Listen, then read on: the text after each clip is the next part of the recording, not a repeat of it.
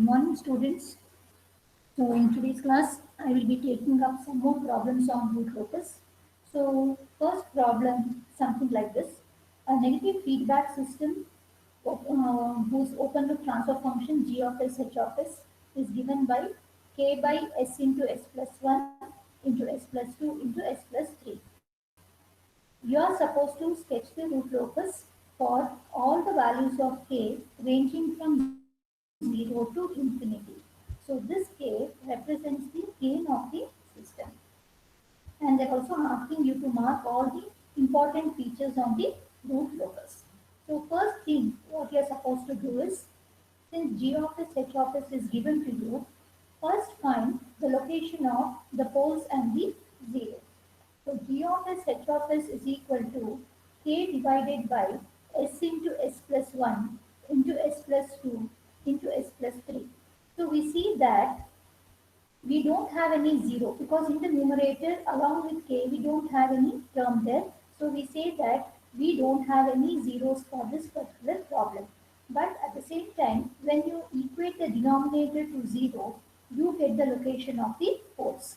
So you can see that you have four different poles: one at 0, one at -1, one at -2, and the other one at -3. So we have four poles. So I've written the first point. What you're supposed to do is you have to identify the location of the poles and zeros. So you have four poles. So I've written p is equal to 4, and the location is given by 0, -1, -2, -3. Since we don't have any zeros, I've written nil here, and z is equal to 0.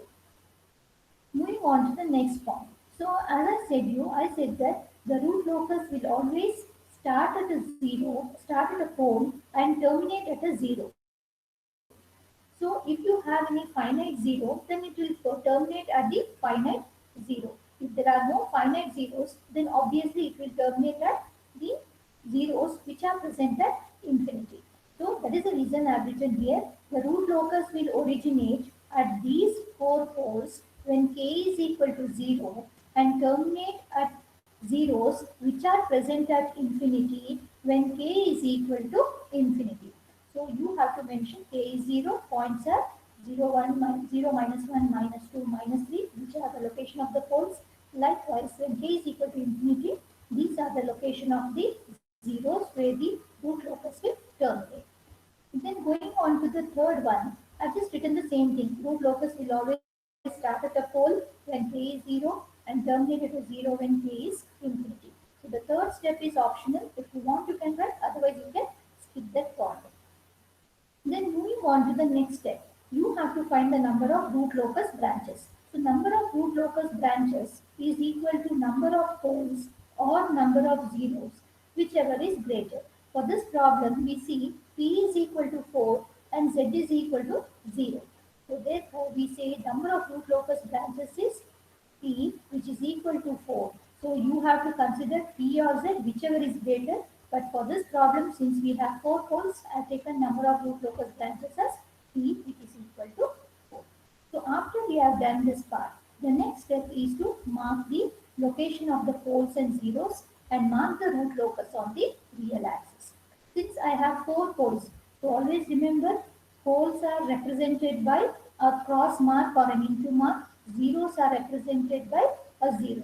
So for this problem, you see that you have four poles which are marked at 0, -1, -2, and -3.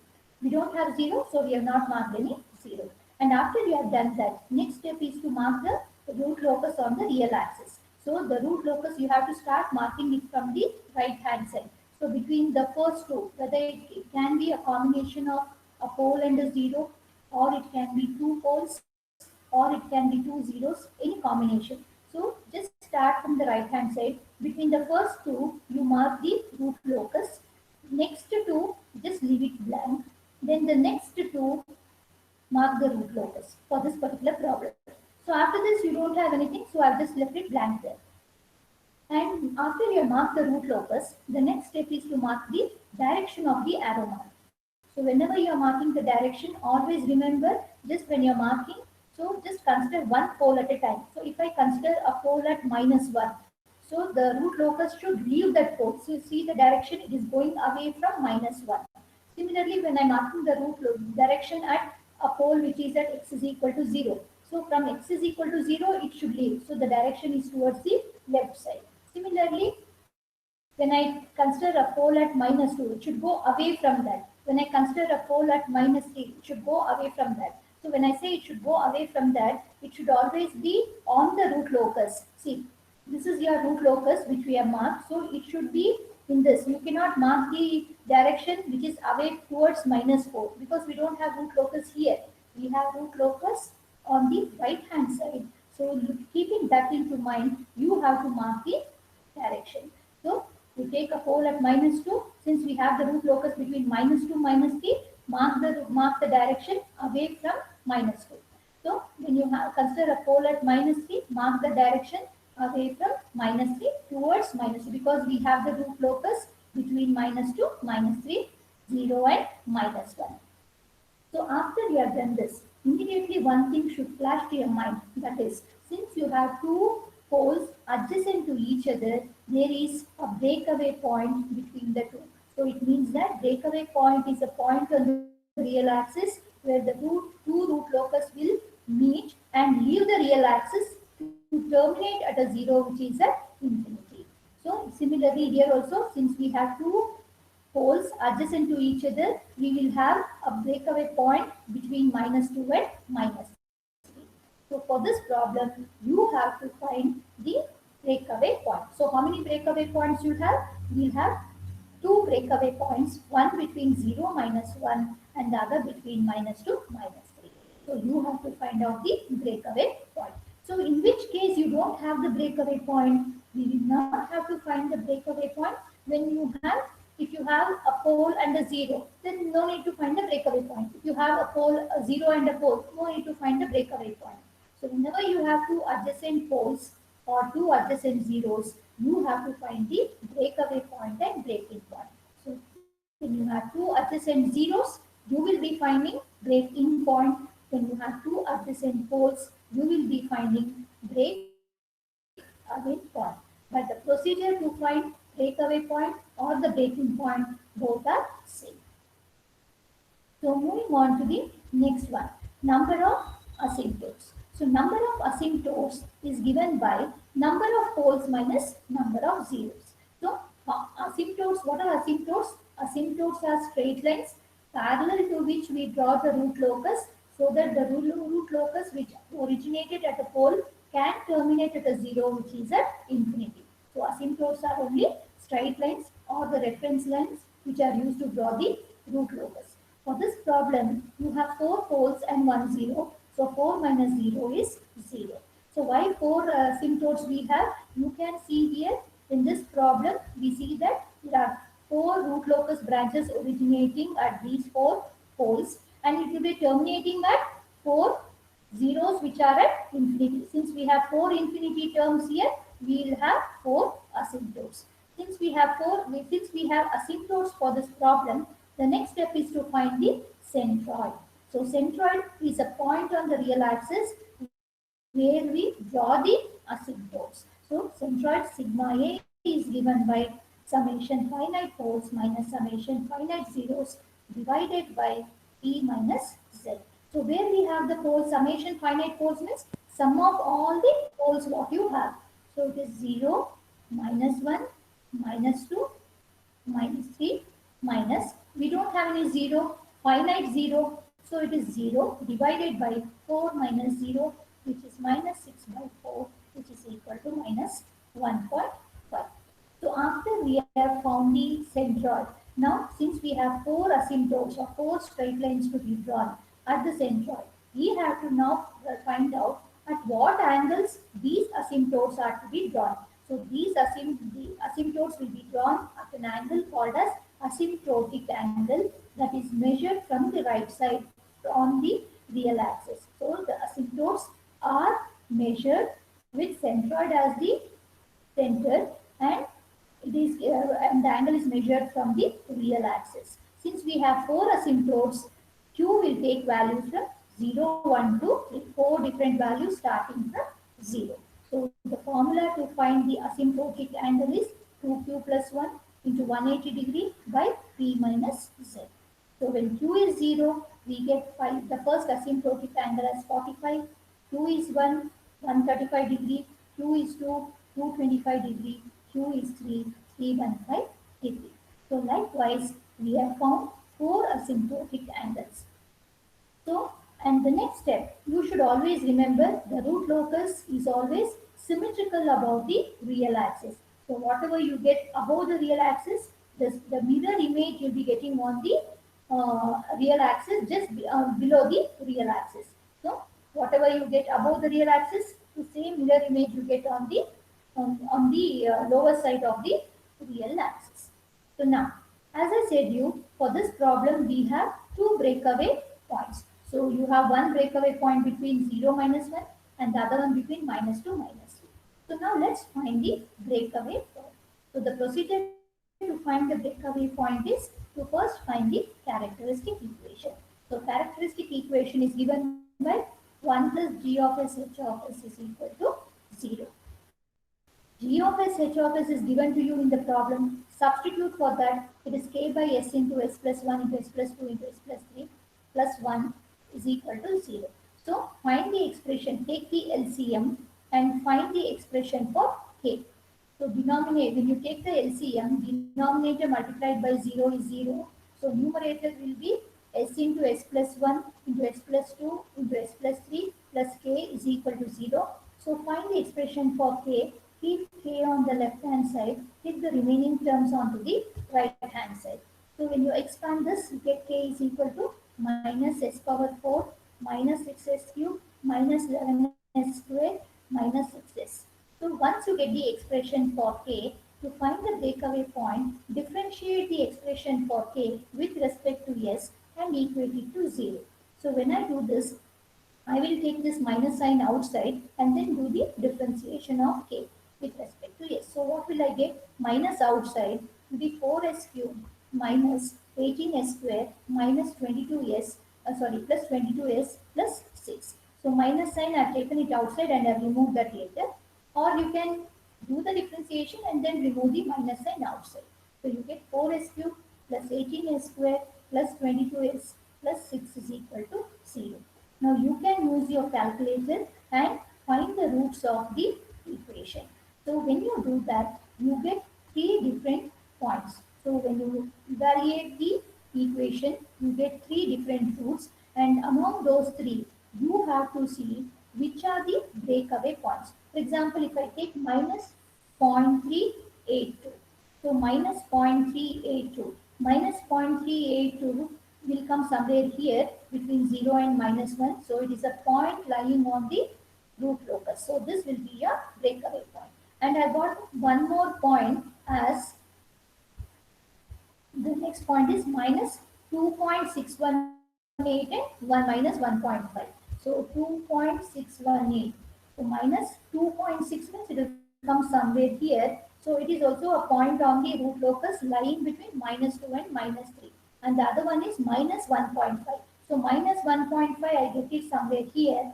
But we see that it is not a point that is lying on the root locus. So this minus 1.5 is not the breakaway point. So the other 2 points, which is between minus 0 and minus 1 and minus 2 and minus 3, that will be a breakaway point. So for this problem, the two breakaway points are minus 0.38 and the other one is minus 2.6.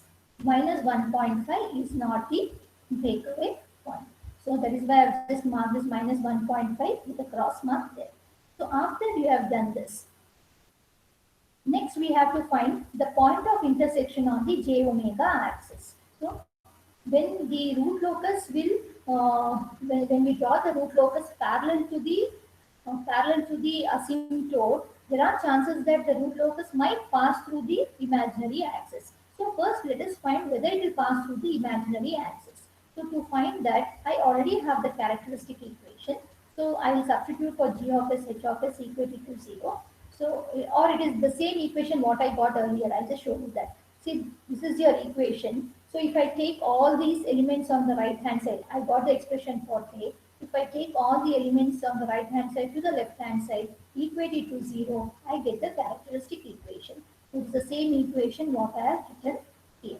So now you see that the characteristic equation what I got is of order 4. Now to find the point of intersection on the j omega axis, prepare the root array table. So how do you prepare the root array table?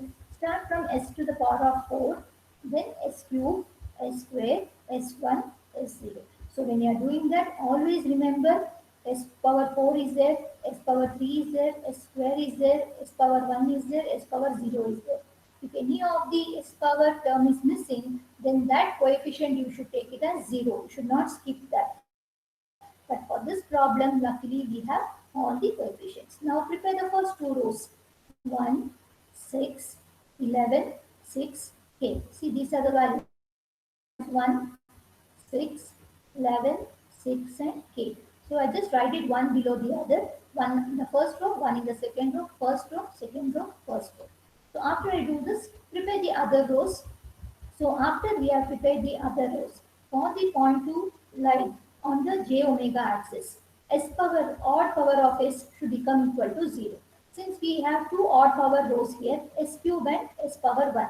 Since 6 is already a constant there, you cannot change it to 0. So the only option is you have to make this s power 1 row as equal to 0.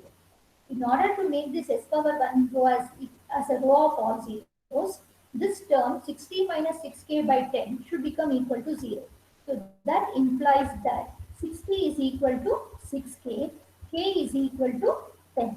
So after you have got that, the next step is to find the auxiliary equation. When you get a row of all zeros, immediately find the auxiliary equation you get using the previous row. So previous row is what? The 10 and k square, which has 10 and k. Now prepare the auxiliary equation. 10 s square plus k into s to the power of 0.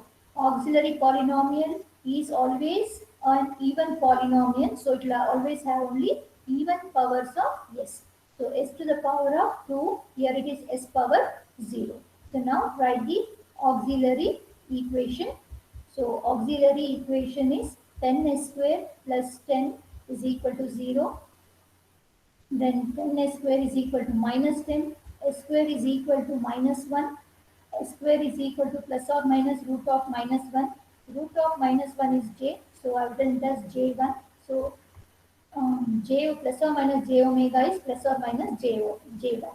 So the point where the root locus will cross the j omega axis is plus or minus j1. And at the same time, you can also put the condition for stability. So the condition for stability is nothing but for a system to be stable, all the elements of the first column should be greater than 0. First three elements are already greater than 0. So the last two elements in the first column should be made 0. So it means k should be 0, greater than 0. And 60 minus 6k by 10 should be greater than 0. So it means that for a system to be stable, 60 minus 6k by 10 should be greater than 0, or 60 minus 6k should be greater than 0, or k should be less than 10. So the condition for closed loop stability is k should lie between 0 and 10. So now what we have done is we have found the breakaway points, we have found the centroid, we have found number of asymptotes, asymptotic angle, then we have found the point of intersection of the on the j omega axis. Now keeping this as the reference, now we can plot the root locus plot. So before that, I want all of you to mark your attendance now. So I'll just give you 1 minute time. All of you mark your attendance in the chat box quickly.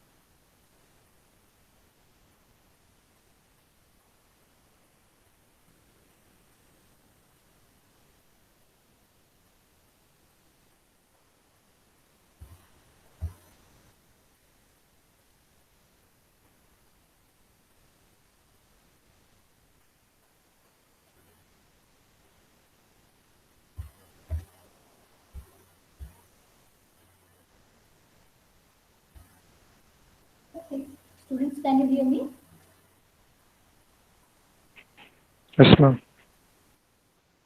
Okay. Now, are you getting some concepts related to root locus? Are you able to understand? Are you able to understand the concepts of root locus? Yes, ma'am. Okay. So now, once I've got all the elements, I will just quickly tell you how to draw the root locus for the values what we have got. So now this is the root locus, how it looks. So how did you get this plot? So in the earlier diagram, earlier we had already marked the poles between 0, minus at 0, -1, -2, -3.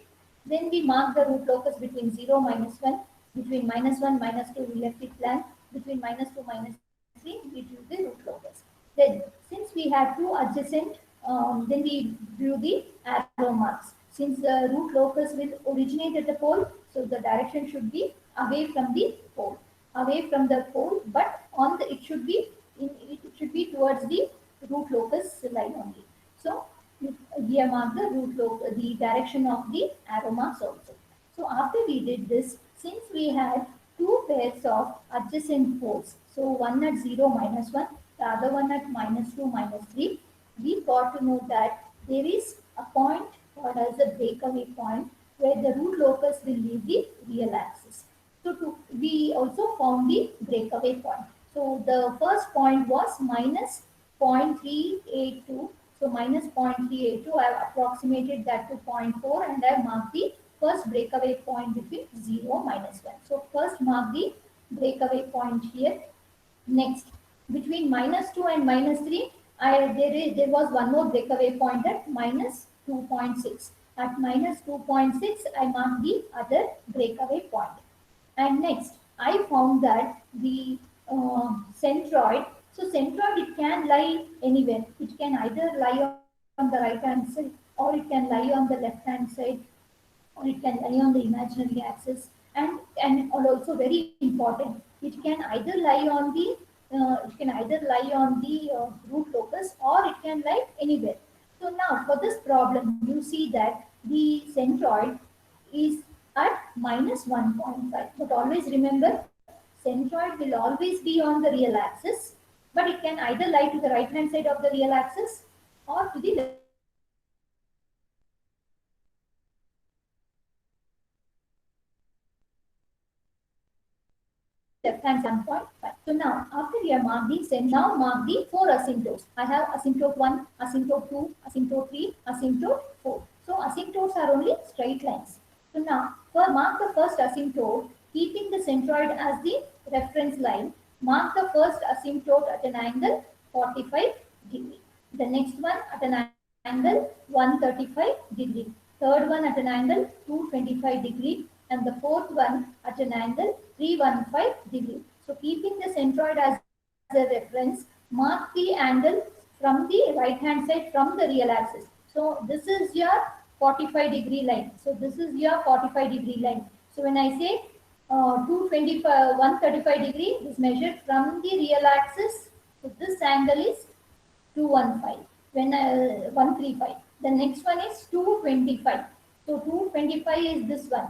So mark it from the real axis. See the cursor here. So it will go like this, and this angle is 225. And finally 315. Keeping centroid as a reference, mark that angle, and this is your 315 degree. Since if you mark all the angles, the diagram will not look neat. So I have just skipped that and not written. So you can just mark that. So always mark the asymptote in light colored line, or you can mark it in dotted line. Better to draw it in dotted line. The four asymptotes I have drawn. Next, we also found the point of intersection on the j omega axis. So I called as plus j1 minus j1. Mark those 2 points on the j omega axis. Now you have to draw the root locus. So now one root locus originated at -1. The other one originated at 0. Both of them met at -0.382, and then it will leave the real axis. So you can see the direction here. It is going away from the real axis in such a way that it will pass through the point plus j1 and minus j1, Why it has to do so? And it has to go in parallel with the asymptote. So this is your asymptote line, reference line, parallel to which you have to draw this so that it can terminate at a zero, which is at infinity when k tends to infinity. So similarly, below the real axis, at the breakaway point, it is leaving the real axis, passing through minus j1, and it is going parallel to the asymptote 4, in order to terminate at a zero, which is at infinity, which will happen when k is equal to infinity or k tends to infinity. So I have mentioned here, when k is 0, root locus will originate. When k is infinity, the root locus will terminate. So this is how we draw it on the right hand side. Similarly, on the left hand side, one root locus originated at minus 2, other one originated at minus 3.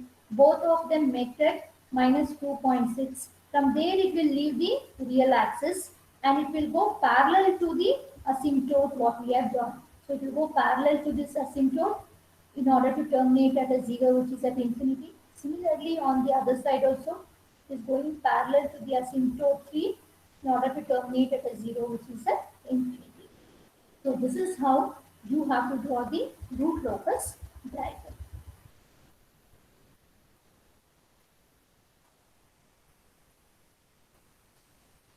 Yeah.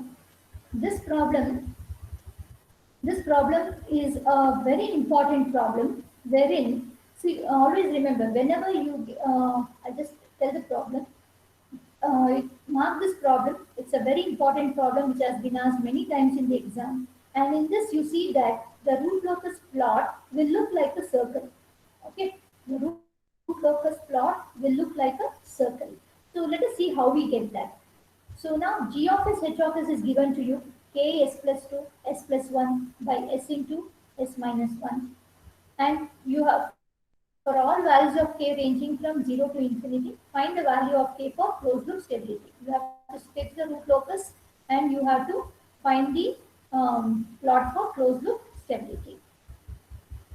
So whatever might be the problem, first step, equate the numerator to 0, equate the denominator to 0, find the location of the poles and zeros. Okay.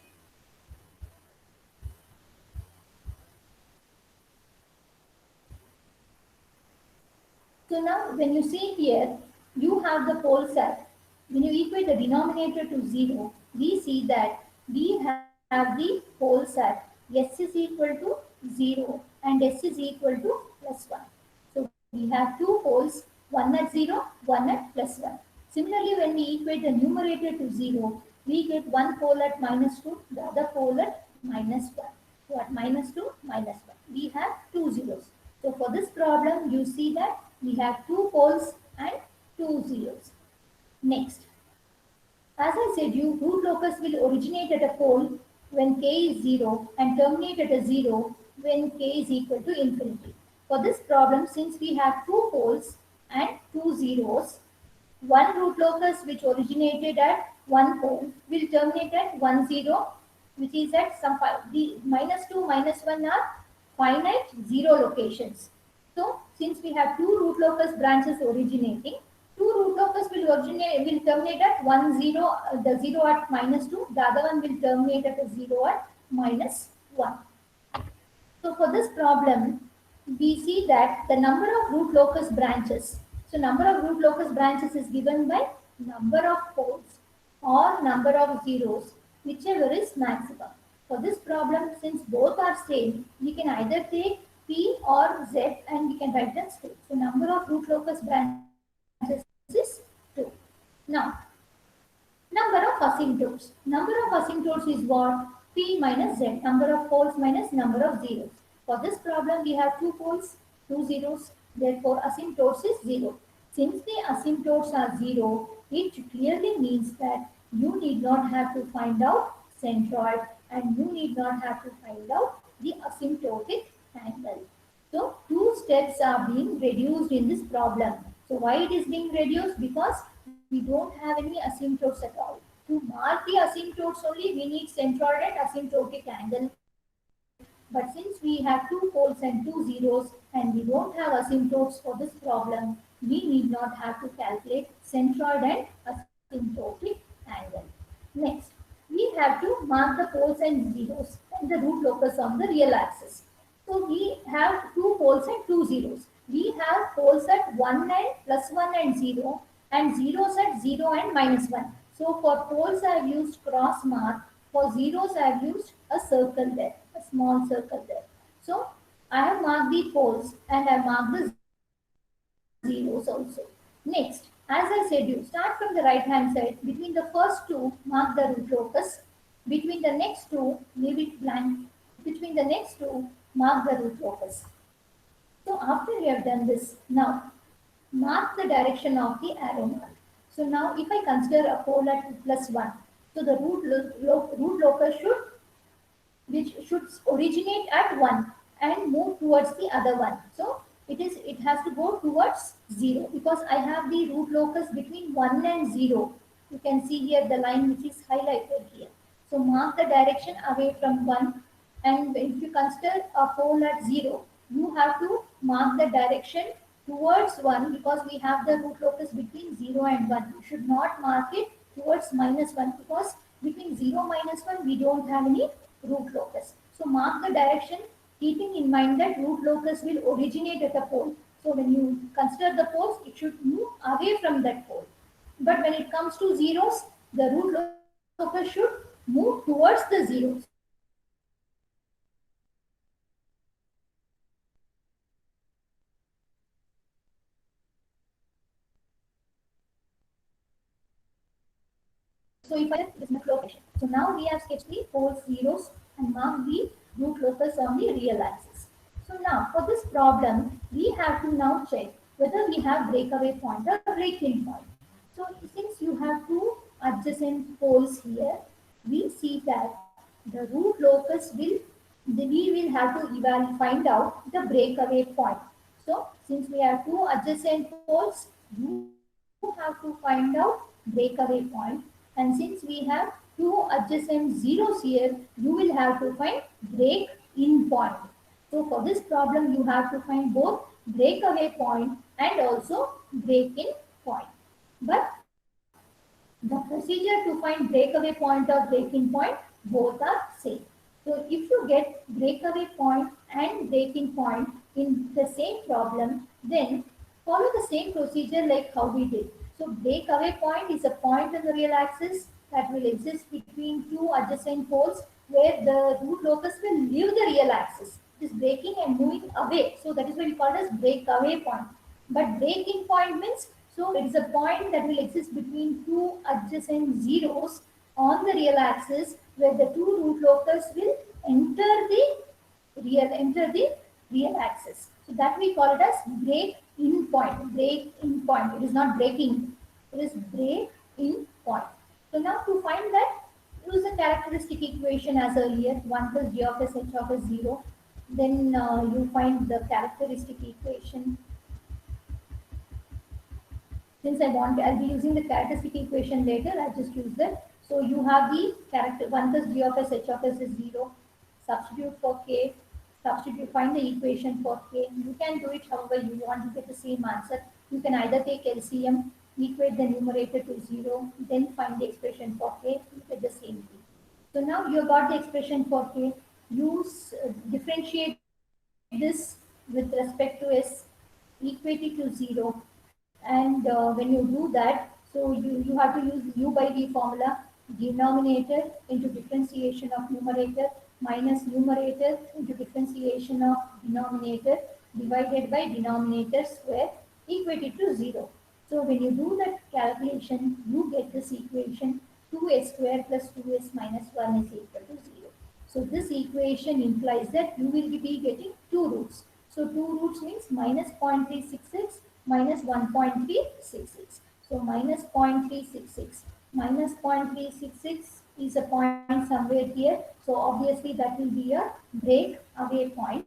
Minus 1.366 will come somewhere here, and that should be a break in point. So using one equation, we have found both breakaway point and break-in point. But you have to identify which is the breakaway point and break-in point. So I just used a notation as BAP, break away point. This is your break in point. So next, you have to find the point of intersection on the j omega axis. For that, use a characteristic equation. So characteristic equation, I've already found it here. So this is the characteristic equation. You have s square term, s power 1 term, s power 0 term. Prepare the root array table. So when you prepare the root array table, you get the table like this. And now, to find the point of intersection on the j omega axis, odd power of s row should become equal to 0. For this problem, we just have one odd power s row, that is s power 1. You have to make this as equal to 0. To make this as 0, 3k minus 1 should be equated to 0. So we get k as equal to 1 by 3. When k will become equal to 1 by 3, s power 1 row will become a row of all zeros. Now, using the row just above that, we find out the auxiliary equation, which is an even polynomial. So the auxiliary equation is given by k plus 1 s square plus 2k equal to 0. So find the auxiliary equation. So this is your auxiliary equation. K plus 1 s square plus 2k is equal to 0. K just now we have found the k value. Then k became 1 by 3. Only then s power 1 row became 0. So substitute k as 1 by 3. You get the equation as s square is equal to minus 1 by 2. So s is equal to plus or minus j root of minus 1 by 2 plus or minus j root of 1 by 2 plus or, so this is of the form plus or minus j omega, or it is nothing but plus or minus j 1 by root 2. 1 by root 2 is 0.707, so it is s is equal to plus or minus j 0.707. So now, since we have found all the values we have found just now. So now you can sketch the root locus. So now this part we had already done. Between 0 minus 1 we had marked the root locus. Between 0 minus 2 we had marked the root locus. We have marked the breakaway point at minus 0.36, and at minus 1.366 we have marked the break-in point. So now you have to mark the point of intersection on the j omega axis. Plus or minus, this is plus j1 minus j1, so this will be minus plus j 0.707 minus j 0.707.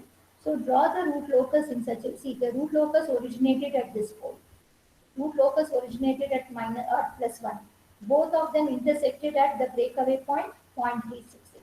From there, it is breaking and it is moving away from that. So one went in this direction, one went in the other direction. It should pass through the point of intersection, that is j 0.707 minus j 0.707, and it should go in the other direction, and it has to terminate at zeros which are present at 0 and minus 1. So it will come like this, it will come like this. Both of them will meet at break-in point, and from there it will go and reach the two zeros. So one at minus 2, the other one at minus 1. So how many root locus branches you have? You have only two root locus branches, one which originated from my 0, other which originated from plus 1.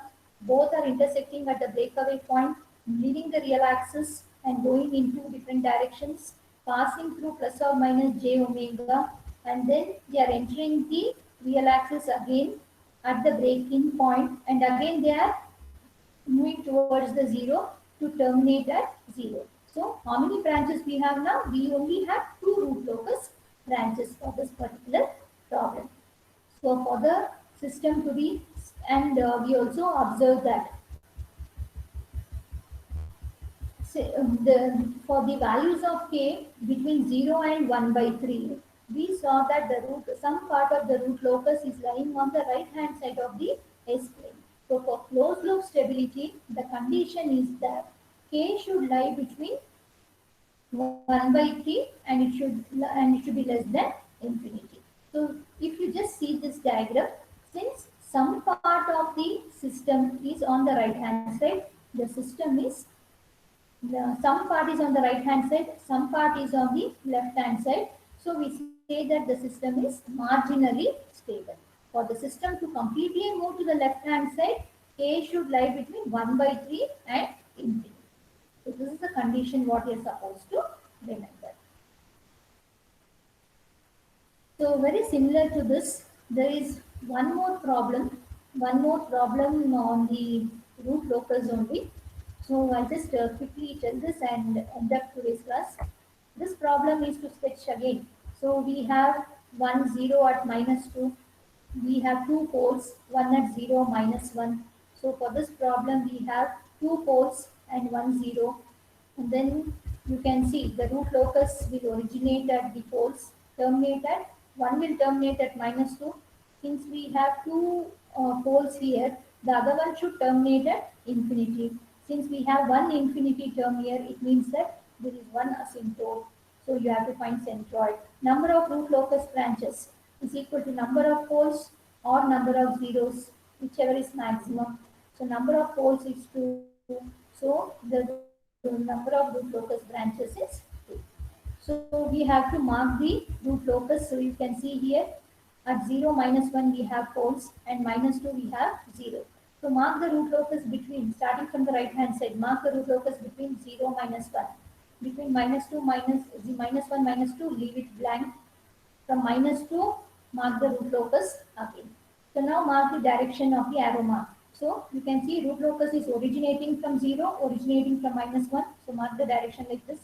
At 0, the root locus is terminating at -2. So mark the direction towards -2.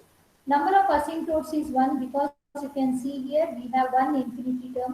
Number of asymptotes is number of poles minus number of zeros. 2 minus 1 is 1. So centroid, use the formula finite poles. We have two poles, one at 0, one at -1, minus.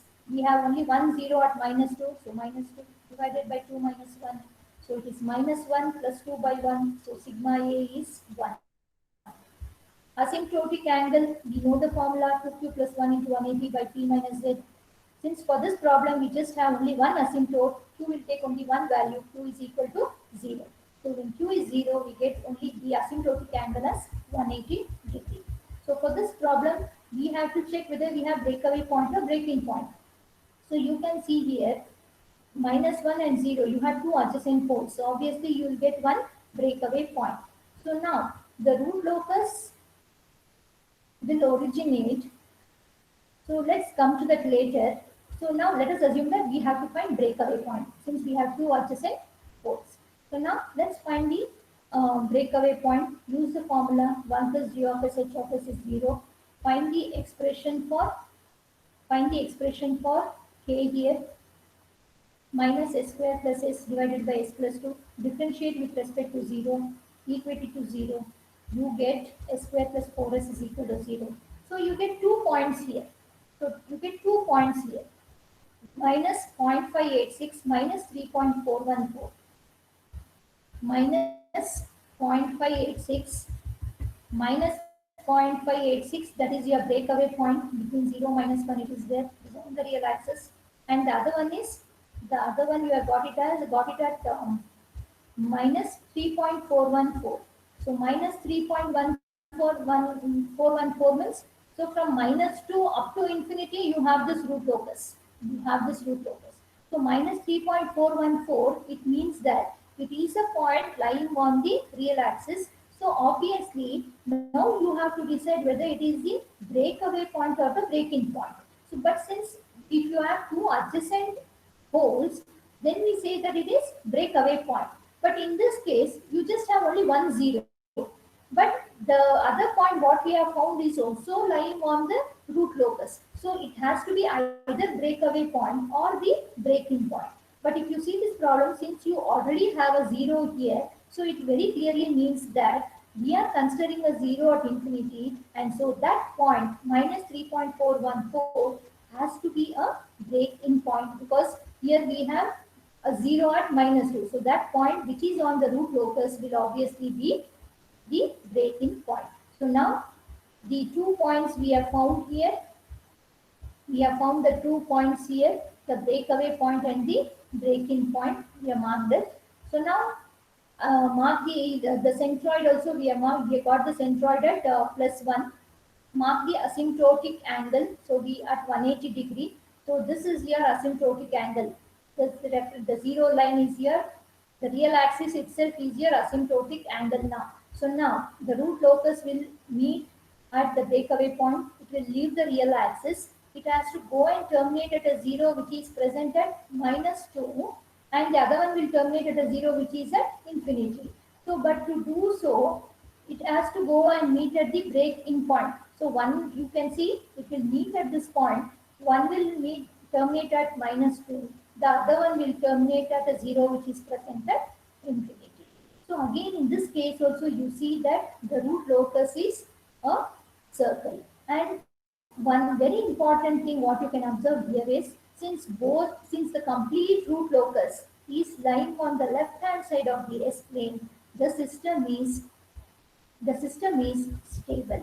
So it is absolutely stable. Since the root locus is completely lying on the left hand side of the S plane, we say that the system is completely stable. So along with that, you have something called to prove that the part of the root locus is a circle.